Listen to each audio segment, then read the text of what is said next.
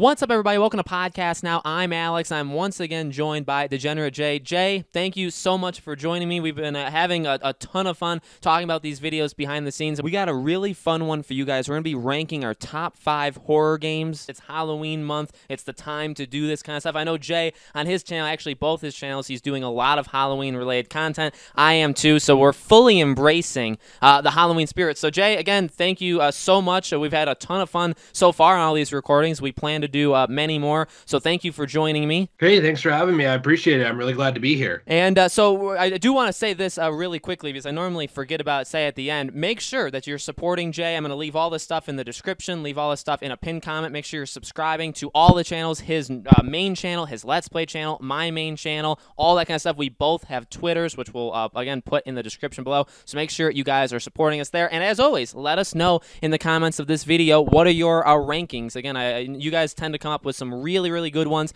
I know I asked this question on Twitter too, just so I could kind of gauge what people are thinking. So Jay, honestly, I didn't plan the order of how we would do this. We do have, I think, completely different. I think there's 10 games technically in all. I have 5, Jay has 5. All right, so at number 5, I'm going a little off the board here. I know everybody goes to Dead Space 1. I'm going to go Dead Space 2, and I'll tell you why. I would say, and this actually kind of breaks the list immediately. This one, I would say, is the better overall game. That could actually be a very hot take. I'm sorry if I offended anybody. Dead Space 1, I will say, is probably the scarier of the two. It's definitely more of a pure horror game. Part of that, obviously, is the fact that you can't even, your main character, Isaac, he doesn't even talk. 2, obviously, starts to really give him some development.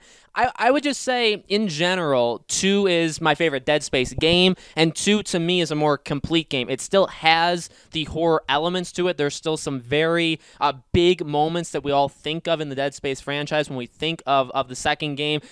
There's some more, like, kind of grosser, a little bit far out, with the needle going into his eye. So there's some things that I guess you maybe can't even, say is pure on horror, but I would say as a general game, it took a lot of steps in the right direction. It maybe isn't the scariest. It's definitely, I would say, not as scary as the first Dead Space, but to me, it's more of a complete Dead Space game. And so again, to break the list immediately, 2 minutes into the video, I'm going to say that that's my number 5. Yeah, that's actually a really interesting point because there is a lot of really cool stuff about Dead Space 2 that's different than 1. My number 5 is actually going to be something that I don't think a lot of people have heard of. It's years and years old at this point, and that's actually Condemned Criminal Origins. Now, I'm not talking about Condemned 2, although that has an interesting style, but the original Condemned, which did not feel the need to jam in multiplayer, unlike its sequel, please stop doing that, was really interesting because you are essentially just a dude going through these different condemned buildings. You're a police officer, actually, framed for a crime, and you are essentially going through these buildings and encountering druggies and other recluses and people who are hallucinating. You experience hallucinations throughout the course of the game. You are able to defend yourself, so there's almost a mixture of Resident Evil 7 gameplay along with things like maybe even Silent Hilly a little bit. And Amnesia in some ways because of the hallucinations and things like that. It just comes off as very interesting and unique compared to a lot of other horror games that are more well known. Yeah, when Jay said this to me, I remember, well, and you could see, the box cover of this or the art to it. I feel like I remember seeing this in like a Blockbuster, like a family video, and I think I was probably, I'm a big baby in general when it comes to horror things, so I think I probably skipped out on that one. Number 4, this one I really wanted to put higher because I think of the meaning it has in the general gaming, but in terms of my own personal list, the connections I have to it, I have to put at number 4 is Amnesia, the very first Amnesia, The Dark Descent. This game, again, from a wider gaming perspective, the horror stuff, has stuff in this game been done, before it? Yes, but really, this reinvented the horror games when it first came out. And not even just that, like you see PewDiePie, you see a lot of these online, the YouTube celebrities now, they all played it, right? It became truly a sensation. It didn't even sell all that well. It wasn't like the most popular game of all time, but it was a game that just it just worked. I told the story before. I remember watching, I think like a British YouTuber, not even like a big YouTuber, play this game. It was so amazing. I got so scared even watching it. I convinced my friends to buy it with me, and we all play it together. It's so good. The story is very, very solid. Obviously, they've gone on to make some pretty incredible things. Obviously, the newest Amnesia game actually comes out in just under 2 weeks. Hopefully, I'll be able to play that on the channel. But this game means a lot to the horror genre. You could even see basically connections with PT. You can see with Resident Evil and when they kind of revitalized their career, right? The game is so important. And then from a game perspective, it's terrifying. It's a really, really scary game that does a lot of things very, very well. Again, I would have put it higher, but other games just connect with it more. So that's my number 4. That's a great pick. My number 4 is actually the one that you completely immediately shot down in our list. That's Dead Space 1. The reason I picked Dead Space 1 is because, yes, while there is less characterization in this game, I think it's a lot easier to put yourself into the shoes of Isaac Clarke in this game.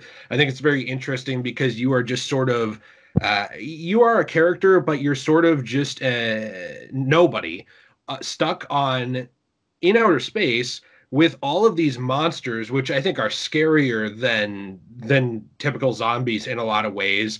They will completely mutilate you if they kill you, take over your body, all this other stuff.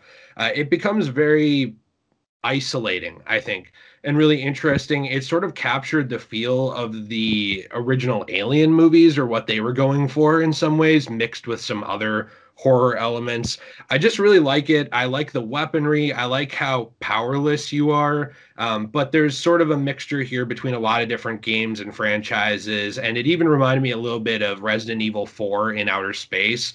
So there's a lot here that I think is very interesting. It's too bad the direction that franchise eventually went with the third one and then dying, but we got at least 2 really amazing games out of the franchise before that happened. Absolutely. That was one of the first, I'd say, like AAA horror game. I think you could probably call it that, right? Visceral, the tragedy of Visceral games and the tragedy of what EA does to a lot of their studios. But they made an amazing, amazing game. I remember playing that for the first time. It was special. It was really special, and that also reinvented, I would say, more of like the third-person horror shooting, and then it kind of took off from there. My number 3, maybe a little again off the board, Outlast 2. I'm saying Outlast 2, not Outlast 1. Outlast 2, I still have nightmares. I'm just kidding. To this day, the game is very, very scary. And so now I think we're going to kind of go back and forth on my list, at least, of where it's just pure horror. The story of Outlast 2, I would say, is very, very good.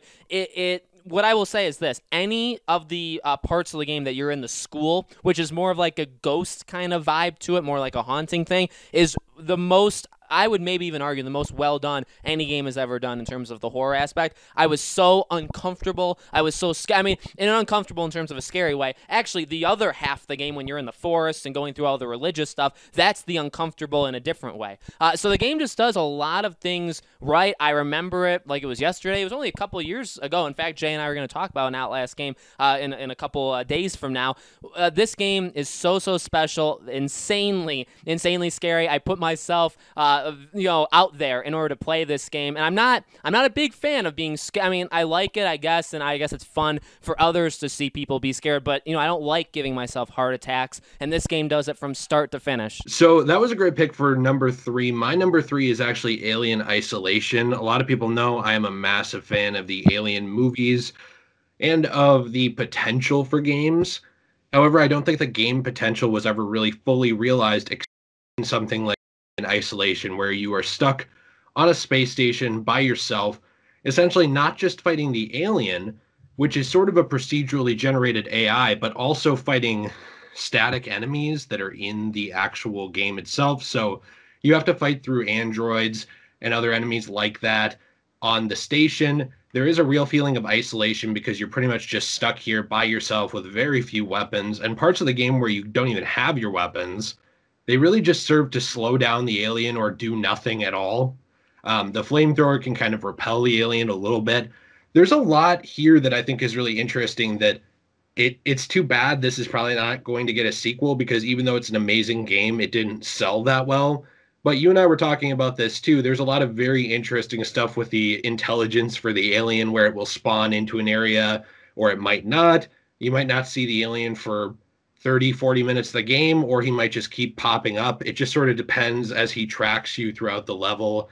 There's so much here that I really just wish we had gotten a second game for. Absolutely. This is, I think, when you talk, when people say, like, what are the favorite horror games? Alien Isolation, like you said, for a game that did not sell very well, it was, but, you know, it was a game that with the Alien brand, even like Alien and Predator kind of brand, they've had a lot of ups and downs. And this kind of came out right in that time where we didn't really know what we were getting. And even since then, we really haven't gotten good stuff. So it's been a very up and down thing. It's tragic. It really is tragic. It's a game that I have played. I'm not as into as other people, but I mean, it's one of the smartest games out there. It's one of the most enjoyed horror games out there. And again, if you're a big Alien guy person, which, you know, I'm not, but I know, you know, if people are, they absolutely enjoyed it. So I think that's why this game needs to make any top 5 list. That's why I enlisted Jay on this video, because it just wouldn't work without Alien.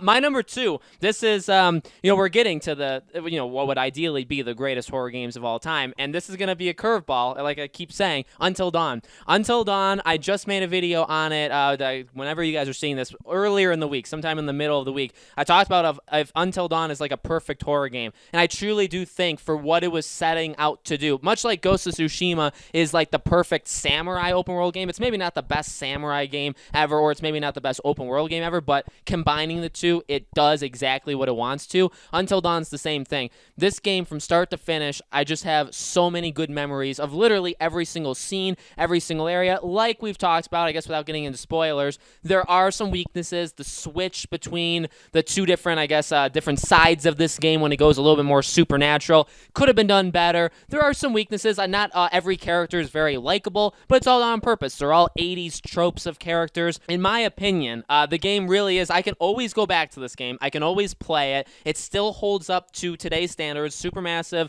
back then was way ahead of the ball in terms of like visuals. They did such an amazing job. I've been very vocal on that. I'm okay with the you know, the Dark Pictures anthology they're doing with Man of Medan, Little Hope, and so on. But at the same time, I would have just preferred an Until Dawn 2, which, by the way, for people that say they can't be an Until Dawn 2, Until Dawn really only means that it took place over one night. That's really, and Man of Medan and Little Hope also take place over one night. So you could argue that they're really making Until Dawn's 2 and 3. You know what I mean? So that's just a very small gripe that I'll always hold very, very personal. But Until Dawn, it's such a special game. One of the best PS4 games. I will argue that to the day I die. And also one of the most underrated PS4 games of all time. Well, yeah, that's very true. I think Until Dawn is fantastic. I think it's one of those games where you feel like your choices matter going through the game. And also, it's interesting that people try to say that there couldn't be another one because they did do a short VR spin-off of Until Dawn as well. So there are different possible stories for that universe. I also hope we see more of that going forward. My number 2, though, actually is going to be, I would say, expected from me. That's going to be Resident Evil 4. I love this game to death. I love the horror elements of it. It's very more body horror than supernatural horror because you're fighting against these bio-infected, they're not even really zombies at this point in the Resident Evil series, but they're sort of zombie-ish characters who have been taken over by this parasite. There's a lot of interesting aspects to this. I do think that Leon Kennedy is a fantastic 80s-ish hero as well. Kind of like what you said about the 80s vibes of Until Dawn. Leon Kennedy does come off as sort of that alpha male macho hero in a lot of ways. He's a member of the Secret Service for the president. He comes in and you just sort of breeze through this entire experience. And that's something that the Resident Evil franchise lost for a while following this. I think that RE5 struggled with that a lot. It had kind of a story, kind of didn't, only because of Wesker. And then 6, really only one campaign had anything close to a coherent story, which was, again, Leon's campaign.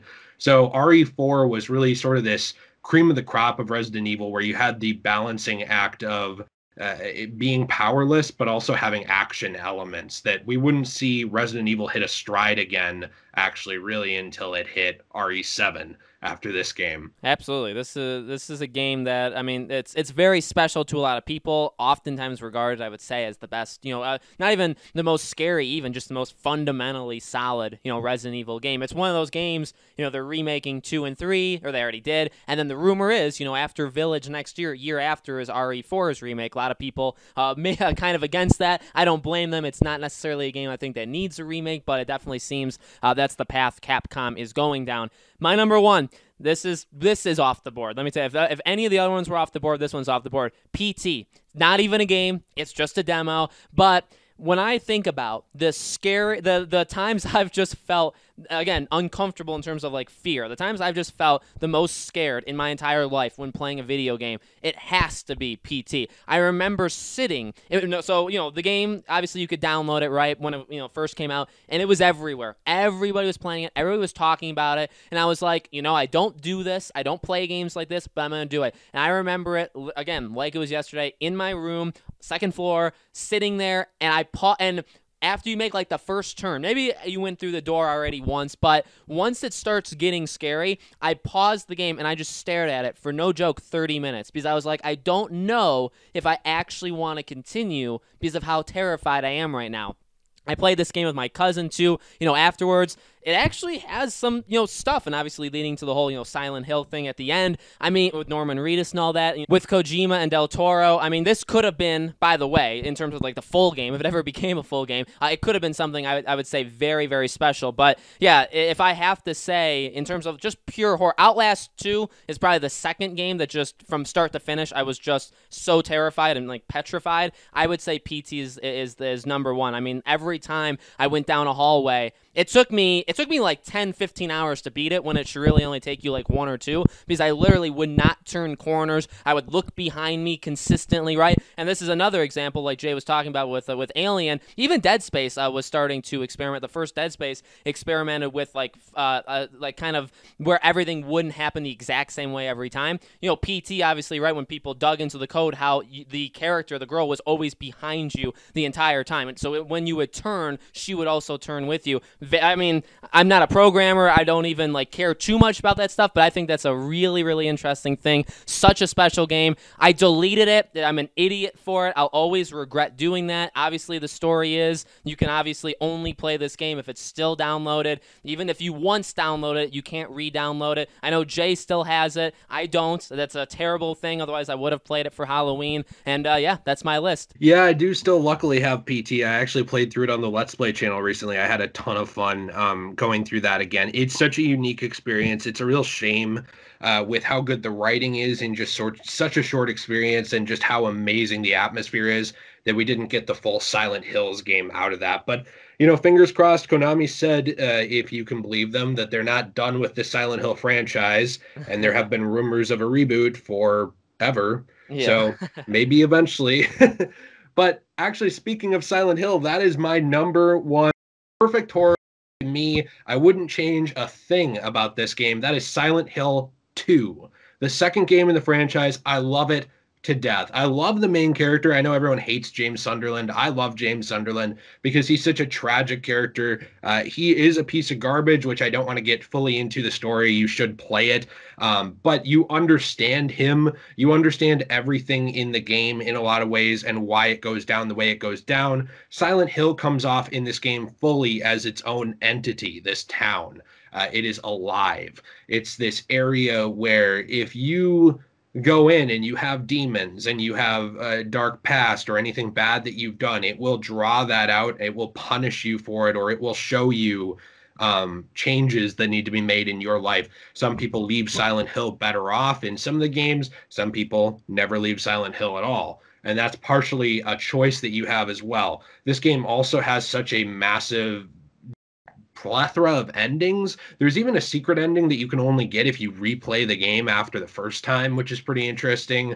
They were really thinking ahead on this, every single enemy has psychological purpose. So for example, the nurses, they both represent this sort of mutilated facial identity while also having a sexual element to them. You have Pyramid Head with a lot of different stuff going on there symbolically. Everything here is written so intelligently. And this right here, Silent Hill 1, 2, I would even say 3 and 4 to some extent, this was some of the best era of horror games of all time with Team Silent, and just what a great job they did. And I think that was fully realized in Silent Hill 2. Even though 3 is also amazing and I like 4, 2 is just perfection. It's what I would call not only a perfect horror game, but a literary masterpiece of a video game. Totally agree. So, I mean, not a surprise you picked Silent Hill, but no, Silent Hill in general and Silent Hill 2 often definitely regarded as one of the best, if not the best. And Jay and I actually talked about this a few weeks ago when we talked about the Silent Hill rumors. I still believe, I go to sleep every night knowing, for a fact, the next day I'm going to wake up and see, that this game is a real thing, and one day that'll actually happen. So, guys, let us know in the comments below, what's your list? Did you agree with ours? Let us know your own personal list. As always, make sure you guys are subscribed to the channel. Make sure you go and subscribe to Jay's, his Let's Play. I got my main, I got my second channel, all that stuff, the Twitters, everything. Make sure you guys support us. Thank you, truly thank you so much for this. We're going to be doing stuff on Jay's channel as well. We have Halloween stuff on this channel. Jay's got Halloween stuff on that channel. So there's going to be a lot. I think we're fully embracing the Halloween spirit. I think it's actually really, really fun. Not everybody likes Halloween, but I think it's very important that we do stuff like this because I just think it's a ton of fun. So Jay, thank you again so much for joining me. Hey, thank you very much for having me. I had a ton of fun. I always, love collaborating with you and talking and just making videos. It's the absolute best. And guys, thank you so much for watching. We will see you all on the next video.